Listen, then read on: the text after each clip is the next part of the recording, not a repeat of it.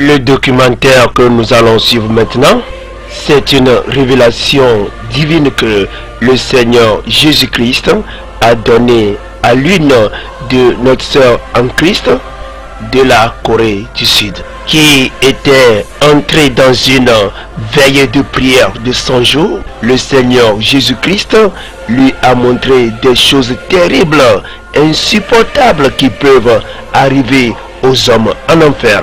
Suivons donc. Elle a vu une femme à qui un démon est en train d'enfoncer une longue lance dans le sexe parce qu'elle a vécu dans l'adultère pendant sa vie terrestre. Une autre personne ici, les démons sont en train de plonger un gros couteau dans sa bouche à cause du mensonge.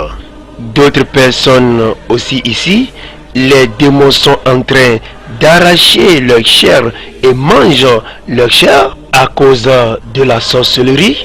Et ces dernières ici, complètement nues, les démons sont en train de les punir sévèrement parce qu'ils avaient adoré des idoles, des fétiches, des statues comme celle de Marie ou de Jésus soi-disant. Tous ceux-là sont en enfer maintenant parce qu'ils avaient mené une vie qui était contraire à la parole de Dieu. Notre sœur en question s'appelle Cho Thomas. Elle est artiste peintre. C'est elle qui a réalisé les images que nous sommes en train de suivre. Ceux qui ont tué leurs prochains ont commis des assassinats. Les malfaiteurs, à l'aide d'un gros couteau, ce démon est en train de dépiécer l'un d'entre eux ici.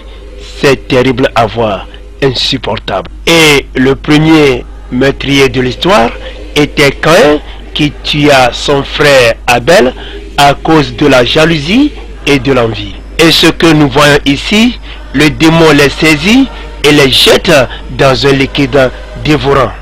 Nous voyons ici un homme saisi dans une pelle. Le démon l'a projeté en l'air juste pour lui faire subir des peines à cause de ses péchés qui ne sont que la jalousie et l'envie. Ce que nous voyons ici, les démons les frappent sur leur langue par de gros marteaux, appliquent du feu et des couteaux sur leur langue parce qu'ils ont commis la médisance et les calomnies. À l'aide d'une longue lance, ce démon traîne cet homme par terre au niveau de sa langue. Celui-ci se fait tourmenter par des serpents démoniaques qui l'ont percé partout. L'enfer est un lieu de torture du jamais vu où les âmes condamnées seront torturées pour toujours. Par une longue lance, le démon est en train de percer cet homme au niveau de son ventre, et d'autres ici, les démons sont en train de le couper en deux. Vraiment, c'est insupportable. Les démons sont en train d'envoyer de la pierre chaude dans la bouche de cet homme parce qu'il a vécu dans le mensonge pendant sa vie terrestre. Beaucoup de gens ont cette mauvaise habitude en mentant à travers leur téléphone mobile, en envoyant de faux messages à leurs correspondants. De gros vers ont rongé complètement la tête de cet homme parce qu'il a eu de mauvaises pensées à l'égard de ses prochains pendant sa vie terrestre. Il faut que les démons lui cassent d'abord la tête avant qu'elle ne soit rongée par les vers. Ces gens ici se font ronger par des serpents au niveau de leur ventre, et un autre gros serpent s'est enroulé sur leur cou, les faire subir de leur peine parce qu'ils ont vécu dans la diffamation pendant leur vie terrestre. Nous allons suivre maintenant le sort réservé à ceux-là qui ont commis le péché de suicide. Nous allons réaliser l'histoire de cet homme qui s'est suicidé parce qu'il a eu beaucoup de problèmes pendant sa vie terrestre. Il avait eu beaucoup de confusion au niveau de sa situation financière et conjugale. Tout est catastrophique pour lui. Au lieu de revenir au Seigneur Jésus-Christ pour sa restauration, il s'est plutôt livré au tabagisme et l'alcoolisme.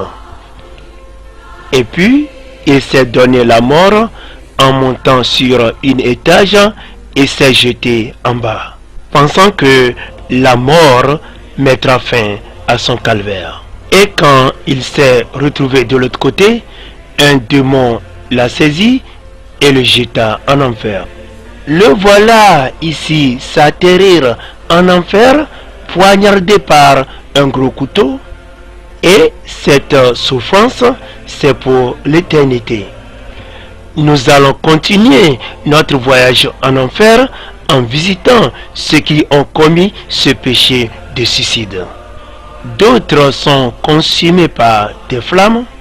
Les démons sont en train de pilonner ceux-ci et d'autres même sont amenés pour être fumés comme des poissons braisés.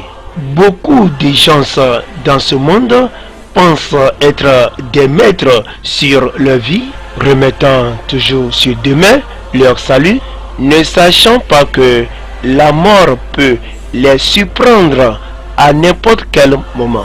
C'est le cas de cette femme que nous sommes en train de voir ici en image, que la mort l'a surpris et elle s'est retrouvée en enfer. À l'aide d'une grosse lance, le démon l'a percé sur le dos et de l'autre côté, un gros serpent l'attend. Nous allons suivre le sort de ceux-là qui transforment le temps que le Seigneur Jésus-Christ les a accordés dans ce monde pendant leur vie terrestre pour adorer Dieu. Ils avaient plutôt consacré ce temps pour les plaisirs de ce monde, des choses inutiles, diaboliques de ce monde. Des matchs de football à la télévision, un peu partout, les feuilletons, des films pornographiques, des films à caractère violent, des passages des élections des Miss, tout cela qui consacre le temps d'adoration à Dieu pour des choses d'immoralité à l'internet, à l'aide des couteaux. Les démons sont en train d'arracher les différentes parties de leur corps, leurs pieds, les bras, leurs yeux, etc. Nous allons lire la Bible dans le livre de Josué, chapitre 1 au verset 8e. La Bible dit que ce livre de la loi ne s'éloigne point de ta bouche, médite-le jour et nuit pour agir fidèlement selon ce qui y est écrit, car c'est alors que tu auras du succès dans tes entreprises, c'est alors que tu réussiras. Voyons cet homme que les démons ont pendu sur le bois, qui lui ont également arraché ses pieds et ses bras, et lui force à boire de l'acide. C'est le sort réservé en enfer à ceux-là qui ont vécu dans le tabagisme et dans l'alcoolisme. Lisons dans Éphésiens chapitre 5 au verset 18e, la Bible dit: Ne vous enivrez pas de vin, c'est de la débauche. Soyez au contraire remplis de l'esprit. Voyons ici la punition réservée en enfer aux cupides, aux amoureux de l'argent et des choses de ce monde, ceux-là qui n'aiment jamais aider leurs prochains, les pauvres, mais ils sont présents dans les voitures de luxe, construisant de belles maisons dans ce monde. En enfer, ils sont fendus en deux d'une manière répétée, et cette souffrance, c'est pour toujours.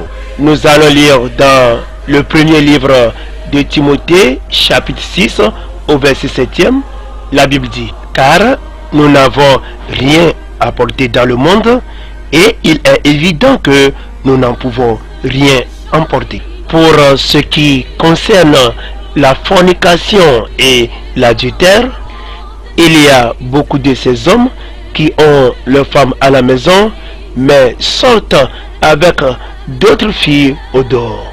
De même que nos jeunes hommes et nos filles qui ne se sont pas encore mariés mais commettant des actes sexuels, la fornication, c'est-à-dire la dot n'est pas encore payée mais ils vivent comme des mariés. Les démons sont en train de les infliger de lourdes peines en enfonçant dans leur sexe de longues lances bien enrougées. De même qu'aux hommes, les démons sont en train de les percer au niveau de leur partie génitale. Voyons comment les démons punissent ceux qui ont vécu dans l'impudicité, ceux qui ont vécu dans l'impureté, surtout les femmes et les filles qui s'habillent mal, qui s'habillent en ceci, laissant en l'air leurs fesses, leurs cuisses et leurs seins pendant leur vie terrestre. Le résultat en enfer, les démons sont en train d'arracher leurs fesses, leurs seins d'une manière répétée. Observons bien cette femme qui est bien attachée sur un rocher. Un démon transformé en un gros serpent de long de 15 mètres a pénétré dans le sexe et ressort par sa bouche. C'est le sort réservé à ces femmes, à ces filles qui pratiquent la fellation, qui mettent le pénis dans la bouche, suçant le pénis, pratiquant des positions pornographiques chez elles dans leur maison, joint à l'avortement. Ceux-là qui ont commis la bestialité, qui ont couché avec les animaux pendant leur vie terrestre, les démons ayant la forme des animaux sont en train d'arracher leur sexe. Nous allons suivre maintenant la condition malheureuse de ceux-là qui ont joué des films pornographiques pendant leur vie terrestre. Ils pénètrent dans une machine qui arrache d'abord leurs pieds et leurs bras. Ensuite, ils descendent dans une autre machine qui les broie complètement et les jette par terre. Après, ils vont se recomposer et pénétrer de nouveau dans la machine pour subir les mêmes peines. C'est de cette manière que les lesbiennes et les homosexuels sont maltraités en enfer. Ils sont suspendus à l'envers et les démons sont en train de les transpercer avec de longues lances. Pour ce qui concerne les femmes qui ont vécu dans l'impudicité totale, les femmes qui changent les hommes comme l'on change les habits sur le corps, 10 démons environ sont en train d'envoyer simultanément de longues lances dans leur vagin. Les fruits que cet arbre porte sont en réalité des femmes qui avaient commis de l'avortement pendant leur vie terrestre. Les démons les ont emprisonnés dans un gros nid en enfonçant des clous dans le corps et ces femmes saignent dans leur partie inférieure. Les démons sont en train de les traiter à la manière dont l'on commet de l'avortement dans ce monde. Voyons ici le sort réservé à ceux-là qui ont commis le péché de la masturbation. Vous les hommes, quand les femmes s'habillent mal, quand elles seront en pantalon, en habit ceci, en mini-jupe, etc., ne les observez pas, ne les regardez pas, ne les convoitez pas. Leurs fesses, leurs cuisses, leurs seins, automatiquement dans le cas contraire, vous serez possédé par des démons de la masturbation. Car ces types de femmes sont des femmes possédées. C'est ce qui est arrivé à cet homme. Et maintenant en enfer, à l'aide d'un gros couteau, les démons sont en train d'arracher son cesse. Le cesse va se repousser, les démons vont continuer par l'arracher, et ceci, c'est pour toujours. Nous sommes en train de voir ici une femme enchaînée, traînée sur les graviers par un démon. C'est la punition réservée aux femmes qui mettent des objets dans leur cesse pour se faire des plaisirs. Observons bien cette image. Les démons, à l'aide des machettes, ont dépiécé ceux-là qui avaient utilisé leur corps pour plaire à leur propre volonté, à la volonté des plaisirs de ce monde, et ne l'ont pas utilisé pour plaire à leur Créateur, le Seigneur Jésus-Christ. Des femmes en habillement d'hommes, des femmes en pantalon, des hommes en habillement de femmes. Nous allons lire la Bible dans le livre de Deutéronome, chapitre 22 au verset 5e. La Bible dit: Une femme ne portera point un habillement d'homme, et un homme ne mettra point des vêtements de femme, car quiconque fait ces choses est en abomination à l'Éternel ton Dieu. Ici, le démon est en train de morceler ceux-là qui pensent que Dieu les a mal créés. Et ils avaient donné une autre forme à leur corps en faisant des tatouages, en dépigmentant leur peau, en mettant les cheveux naturels, les mèches, les perruques, les rouges à lèvres, les maquillages, les cheveux rastamen, des bagues, des chaînes, des colliers, des boucles d'oreilles, des gommettes, etc. Lisons dans Genèse, chapitre 1, le verset 27e et le 31e verset. Dieu créa l'homme à son image, il le créa à l'image de Dieu, il créa l'homme et la femme. Dieu vit tout ce qu'il avait fait, et voici, cela a été très bon. Nous allons suivre maintenant la condition des enfants en enfer. Cet enfant est à genoux et est en train d'être rongé par des scorpions, sachant que nous avons un ennemi commun en la personne de Satan qui a élaboré un plan contre les enfants aussi pour les amener en enfer. Et Satan est en train d'introduire la rébellion, la désobéissance dans la vie des enfants à travers des dessins animés, des films pornographiques, les films de guerre, les feuilletons et toutes mauvaises choses, les jeux, les games que nos enfants suivent sur les écrans de la télévision. Évitons à nos enfants de suivre de pareilles choses. Notons-le, aucun pécheur, aucun péché n'entrera pas dans le royaume des cieux, que ce soit un adulte comme un enfant. En réalité, les vrais auteurs des dessins animés, des films pornographiques, des films de guerre, des feuilletons sont des démons. C'est pourquoi quiconque suit ces choses est toujours possédé par les démons. Nous allons suivre maintenant comment les dirigeants des églises, les pasteurs, etc. arrivent à s'atterrir en enfer.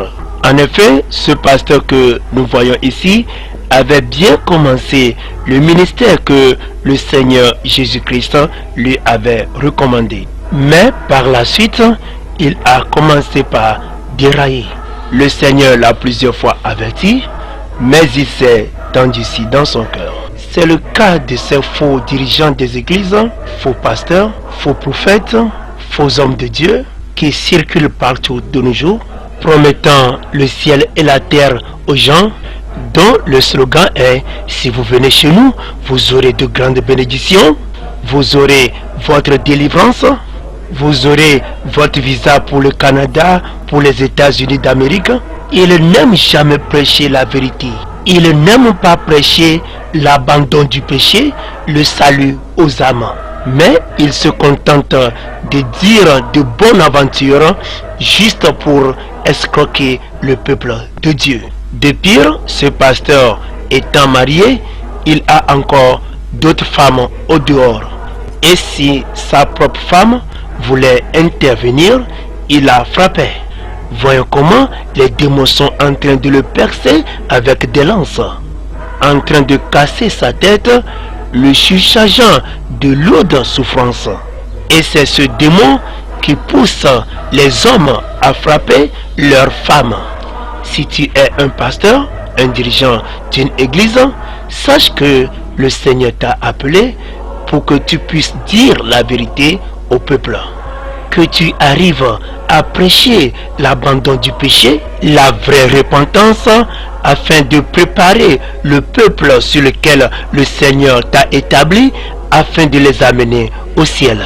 Et ceux que nous voyons ici, crucifiés en enfer, sont des persécuteurs des églises, des chrétiens, et n'aiment jamais écouter le nom du Seigneur Jésus-Christ dans leur oreille.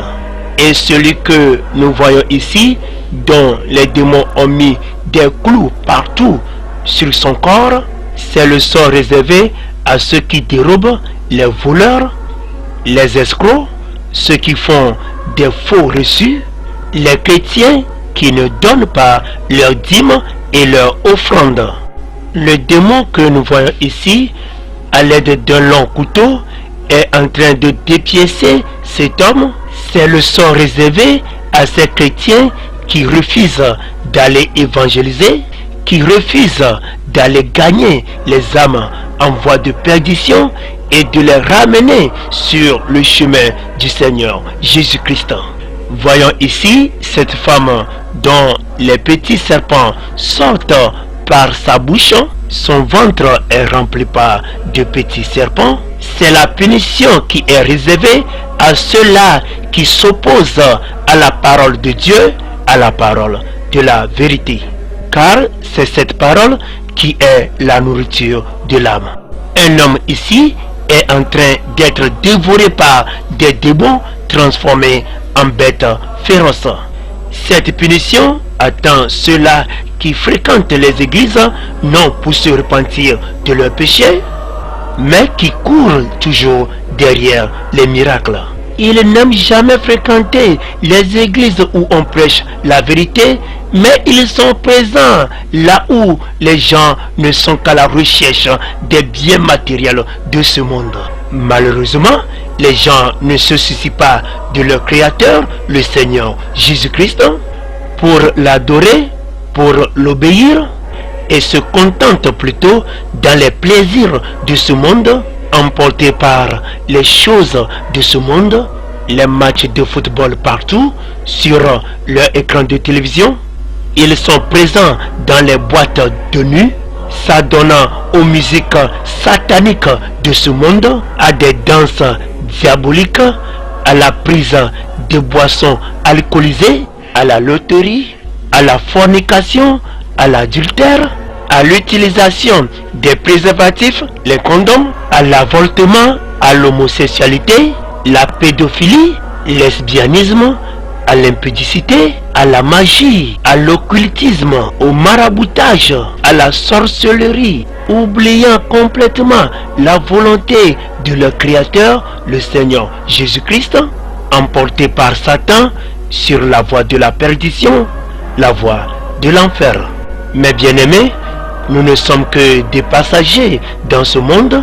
Notre naissance signifie notre venue et la mort, c'est notre voyage éternel. Après notre existence ici-bas, soit nous montons au ciel, soit nous atterrissons en enfer. Ne soyons pas dans l'ignorance et dans la confusion. En réalité, lors du décès d'une personne, le corps sera enterré et l'âme qui ne périt jamais montera soit au ciel, soit ira en enfer. Et toi qui es en train d'écouter ce message, sache que la mort n'avertit pas. La question que tu dois te poser maintenant est celle-ci. Si je meurs maintenant, où irai-je? Revenons maintenant au Seigneur Jésus-Christ et abandonnons toute vie de péché. Voyons comment des multitudes d'âmes se jettent en enfer. Et c'est des centaines d'âmes qui se jettent en enfer par minute de par le monde entier. Ici c'est la porte du ciel, elle s'ouvre d'elle-même quand quelqu'un y se présente. Précisément, les chrétiens qui ont vécu dans l'obéissance totale au Seigneur Jésus-Christ pendant leur vie terrestre. Le ciel est réel, très beau, incomparable, le repos éternel, la joie y règne. Plus de famine, plus de deuil, plus de souffrance, etc.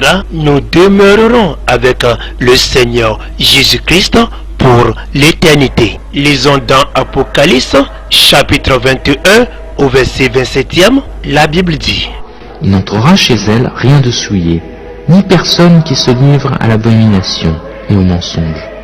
Il n'entrera que ceux qui sont écrits dans le livre de vie de l'agneau. Toi qui veux prendre la décision maintenant d'échapper à l'enfer et aller au ciel, tu peux répéter cette prière après moi. Seigneur Jésus, merci pour ta parole. Merci pour ton sacrifice à la croix à cause de mes péchés. Seigneur Jésus, je viens à toi maintenant. Je te confesse tous mes péchés. Pardonne-moi, que ton sang versé à la croix efface tous mes péchés. Je te reçois dans mon cœur maintenant, comme mon Sauveur et mon Seigneur personnel.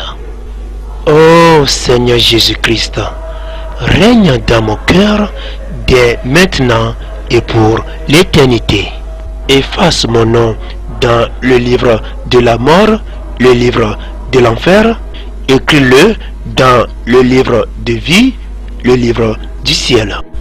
Seigneur Jésus-Christ, merci infiniment. Amen.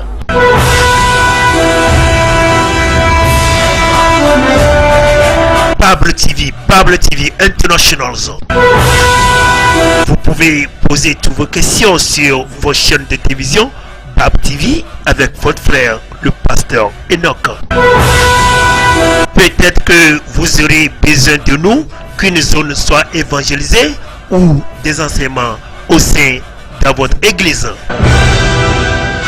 Bible TV, la Bible est notre télévision.